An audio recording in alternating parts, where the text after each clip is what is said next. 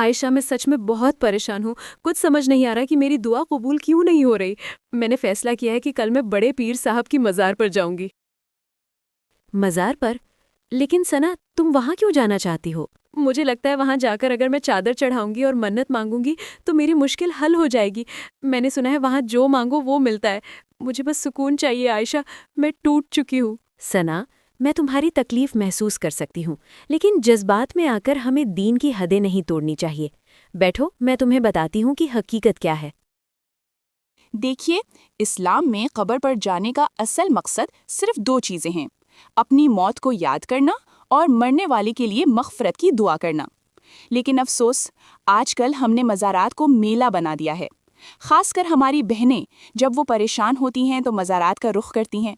لیکن حدیث اور شریعت کے مطابق عورتوں کا ایسی جگہ جانا جہاں بھیڑ ہو، بے پردگی کا ڈر ہو اور جہاں شرک یا بدعت ہونے کا خطرہ ہو، وہ سخت منع ہے۔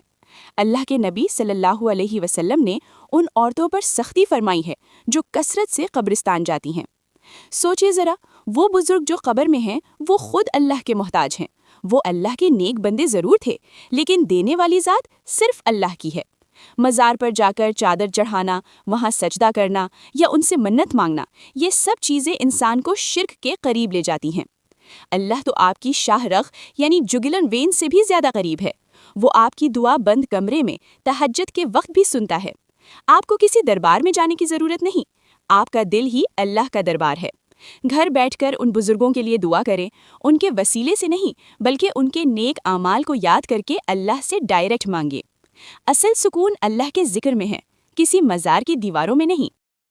عائشہ، میں کتنی بڑی غلطی کرنے جا رہی تھی۔ صرف جذبات میں آ کر میں اپنے عقیدے کو ہی خطرے میں ڈال رہی تھی۔ اللہ مجھے معاف کرے۔ اللہ بڑا غفور الرحیم ہے ثنا۔ جب ہم صحیح راستہ چن لیتے ہیں تو اللہ وہیں سے راستے کھول دیتا ہے۔ بس دعا کا دامن مت چھوڑنا۔ جزاک اللہ خیر عائشہ، آج تم نے مجھے بچا لیا۔